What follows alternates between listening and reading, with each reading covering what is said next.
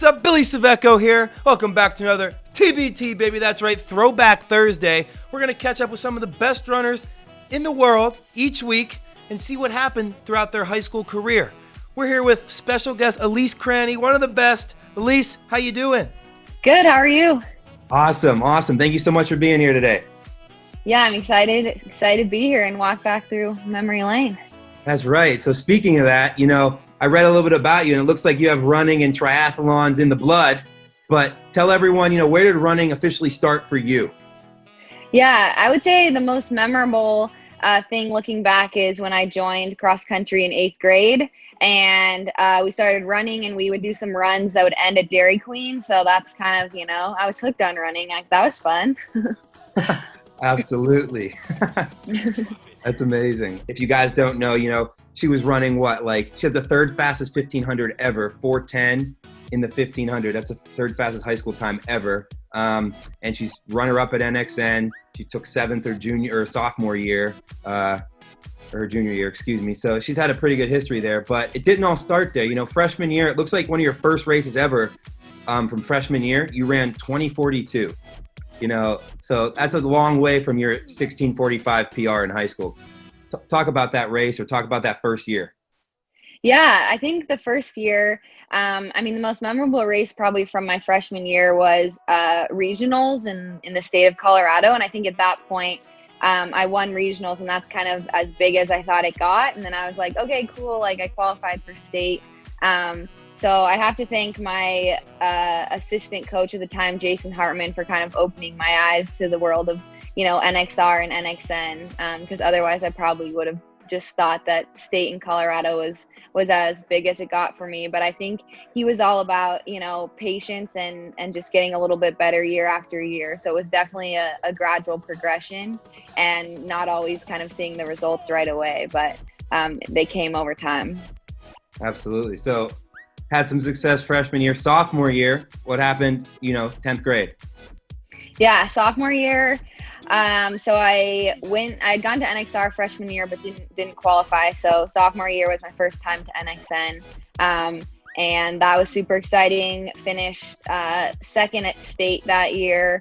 I probably just remember the absolute mud bath that was NXN that year. That's when it was still at Portland Meadows, and I think there was a ton of rain and a little bit of flooding of the course. So I think the winning time was I don't even remember, but it felt like we were out there forever. But I think that's kind of when I started to hit my stride a bit more and kind of know a little bit more, learn a little bit more about the sport and what was out there. And especially going to NXN, just seeing, okay, there are people doing this, at every state and from everywhere. And it's cool that we can now be in the same place racing against each other. Yeah, that's awesome. Explain that course to some people that haven't, been on it before. I know that's a whole different ball game, right? NXN, no matter where it is, it always seems like the weather's crazy, but that's a true cross country, event, if you ask me. Yeah, it really was. And I remember, again, that was my first year going to NXN. So there was the whoop-de-doos and the hay bales that they used to have in there. So I remember my dad going to get some hay bales from his friend's farm. We tried to practice going over the hay bales. But that was really my, first taste of true cross country, just kind of, slipping in the mud and going over hay bales. Awesome. So then that means junior year, you took, I think, 29th your sophomore year. Junior year, you took 7th at NXN. So big improvement. You're in that top 10 there. What was the difference between sophomore year and junior year? Talk about maybe mileage, or was there something different you were doing in training, or just talk about that?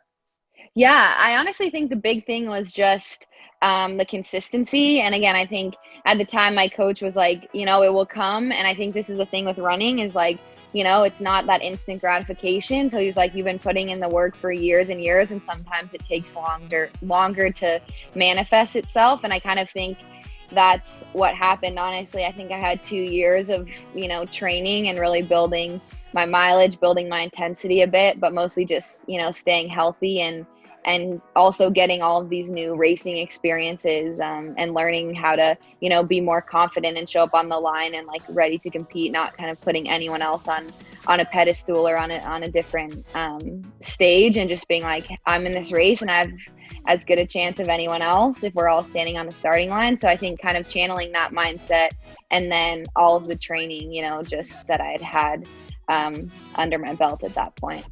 So talk about, it's tough. A lot of these kids see like the Cooper Tears or the Elise Crannies or McGordy's that, they're just tearing it up all the time. But kind of talk about like what you said was important was this continuing, like trusting the process, taking it easy, like talk about, you don't just get good like that, it's a process. So how were you able to handle with that? And how were you able to trust your coach? You're probably hearing like, he's take your time, you'll get there, but you want to win right away. That's what everyone wants. So how did you deal with that? Like, Yeah, it's so hard. I mean, it's like, especially when you see other people and those are your goals, you're like, I want that right now. But I think he was really good again at just reminding me of like, hey, it's going to be that much more rewarding too. So I think that's what I tried to think about is like, oh, if I'm not there now, that doesn't mean I'm never going to be there. It's just going to be that much more exciting when I do get there because I've put in this work and I've had to, wait for it a little bit and be a little more patient. So I would say I think that's definitely something that needs to be talked about more though, because I think when someone, gets to a certain level, you forget like, oh, this was like years in the making to get there, have that breakthrough. So yeah, but it's worth it. It will come, and it comes at different times for different people, but it will be there eventually if you have to teach high schoolers patience, right? Yes. See it, they want it. It's shiny, it's great, they want it. They want to do that. So I think patience is the big thing that you got to take away from, it sounds like your high school career was just patience, right? Yes, totally. So then senior year, what was the goals going into that year and what ended up happening?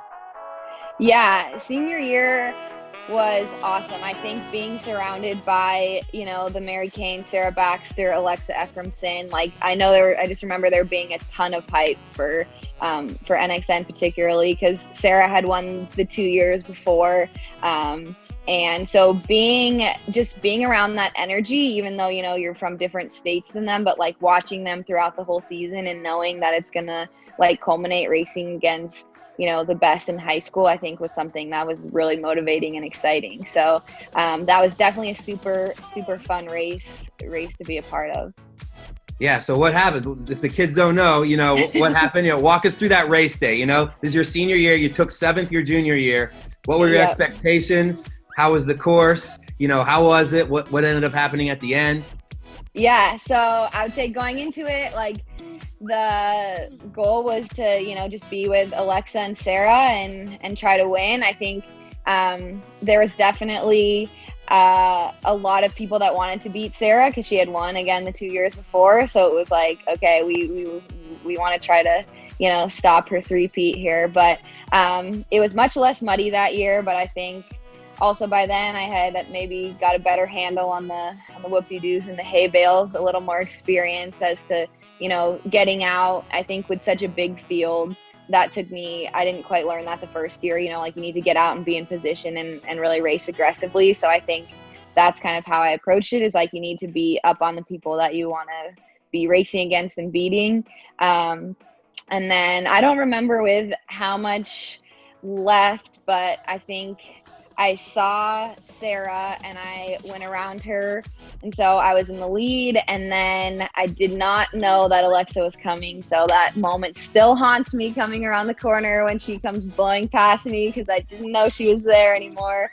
So that was a good lesson, and like really make sure you like keep pouring it on even if you think you've passed the person, because there was someone still coming behind me. So Alexa ended up winning that year and I was second, but it was definitely a race for the ages for sure.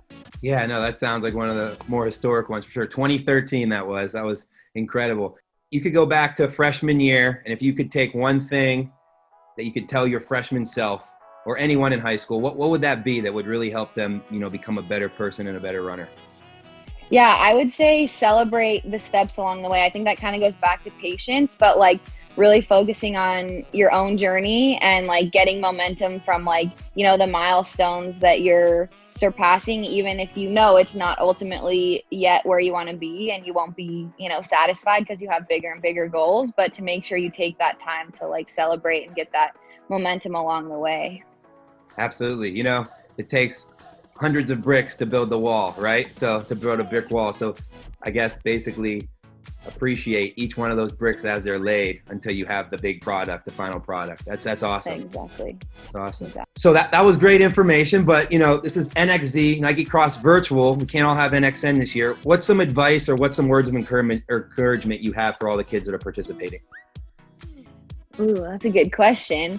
I would say, this is a perfect opportunity to focus on kind of what we were talking about, like celebrating your own steps in your own journey. So allowing the people all the way or all over the country to like challenge you and inspire you, but also really focus on just getting the best out of yourself. I think it can be really hard during these circumstances, like obviously not being all together and being able to have NXN, but really focus, on setting a goal for yourself and attacking it and celebrating the progress that you're making, I would say. So, really just trying to, even the mental piece too, focus on, okay, what can you do to work on the mental aspect? Maybe if you're not surrounded by so many people in a race, like how can you get the most out of yourself and, stay positive when it gets challenging and hard. So yeah, that's what I would encourage people to do.